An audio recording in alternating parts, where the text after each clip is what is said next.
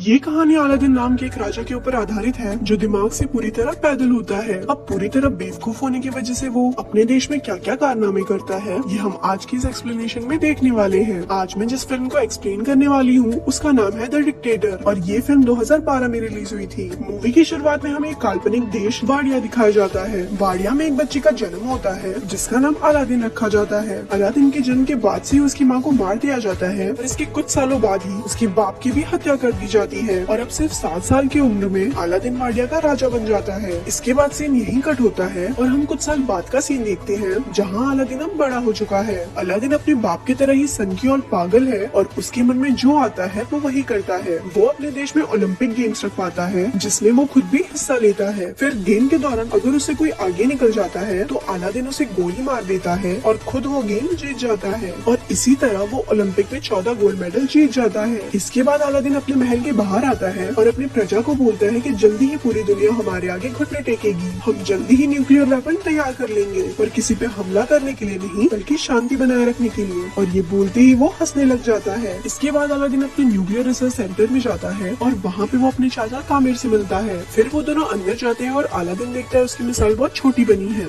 ये देख के अलादीन को बहुत ज्यादा गुस्सा आ जाता है और वो अपने साइंटिस्ट नदाल को बुलाने के लिए बोलता है और इस पे बाकी के साइंटिस्टों से बताते हैं कि जब आप पिछली बार यहाँ पर आए थे तब अपने नदाल को मरवा दिया था। अलादीन को उस बारे में कुछ याद नहीं होता पर जब वो अपने दिमाग पर जोर डालता है तब उसे याद आता है कि जब 2 साल पहले वो यहाँ पर आया था तब उसने नदाल को मरवा दिया था। अब फिल्म वापस प्रेजेंट में आती है और एक साइंटिस्ट अलादीन को बोलता है कि शायद आप ये बात भूल गए थे पर अलादीन इस पे हंसते हुए से बोलता है कि मैं ये बात भूला नहीं था और फिर वो उस साइंटिस्ट को भी मरवा देता है। इसके बाद वापस अलादीन अपने महल में आ जाता है जहाँ पे उसकी सिक्योरिटी में सिर्फ लड़कियाँ होती है। दरअसल अलादीन अपनी सिक्योरिटी में सिर्फ लड़कियाँ ही रखता है ताकि वो उनकी बाद में बचा सके। फिर जब अलादीन अपनी कार से बाहर निकलता है तभी वहाँ एक आदमी आके उसे गोली मार देता है पर बाद में हमें पता चलता है कि ये आदमी अलादीन नहीं बल्कि उसका डुप्लीकेट था। दरअसल अलादीन हमेशा ही अपने साथ एक डुप्लीकेट रखता है ताकि जब भी उस पर हमला हो तो हमेशा उसका डुप्लीकेट ही मारा जाए। अलादीन दिमाग से इतना चूतिया होता है कि वो अपने डुप्लीकेट की लाश को उठने को बोलता है और फिर जब वो लाश नहीं उठती तो वो अपने अंकल को इशारा करके उसे भी मरवा देता है। फिर अलादीन के वहाँ से जाते ही उसके चाचा तामिर किसी को फोन करते हैं और उसे बोलते हैं कि अलादीन इस बार भी बच गया पर अब हमें उसके जैसे दिखने वाले किसी और को ढूंढना होगा जो हमारा काम कर सके। अब ये देख के हम व्यूअर्स को पता चल जाता है कि अलादीन को उसके चाचा तामिर ही मरवाना चाहते हैं ताकि वाडिया की पूरी सत्ता उनके हाथ में आ जाए। इसके बाद ये लोग अलादीन के हमशक्ल को ढूंढना शुरू करते हैं और उन्हें एक आदमी मिल भी जाता है जो बिल्कुल अलादीन की तरह दिखता है पर ये आदमी भी अलादीन की तरह दिमाग से पैदल है। दूसरी तरफ हम अलादीन को देखते हैं जो एक हॉलीवुड एक्ट्रेस मेगन फॉक्स के साथ पलंग तोड़ रहा होता है और पलंग तोड़ने के बाद वो उसके साथ एक फोटो खिंचवाता है और वो उस फोटो को अपनी दीवार पर चिपका देता है। उसी दीवार पर हम और भी कई सारी लड़कियों का फोटोज देखते हैं जिसके साथ अलादीन अब तक पलंग तोड़ चुका है। फिर अगले दिन जब अलादीन वीडियो गेम खेल रहा होता है तभी वहाँ उसके चाचा तामिर आते हैं और उसे बोलते हैं कि तुम्हें अमेरिका जाकर अपने परमाणु हथियार बनाने की सफाई देनी होगी और अगर तुमने ऐसा नहीं किया तो वो लोग अपनी फौज को यहाँ भेजकर वाडिया पर कब्जा कर लेंगे। अब ये सुनकर अलादीन डिसाइड करता है कि वो अमेरिका जाएगा। फिर अलादीन अमेरिका आ जाता है और अमेरिका के लोग सड़कों पर उसके खिलाफ नारे लगाते हैं। दरअसल अमेरिका के लोग चाहते थे कि वाडिया में डेमोक्रेसी हो और कोई भी बेवकूफ और पागल राजा उन पर अत्याचार न करे। इसके बाद अलादीन अपने सिक्योरिटी हेड से मिलता है जिसका नाम क्लिटोन होता है और वो अलादीन को बिल्कुल भी पसंद नहीं करता। फिर जब रात को अलादीन अपने होटल में सो रहा था तभी वहाँ पर क्लिटोन आता है और वो उसको किडनैप कर लेता है।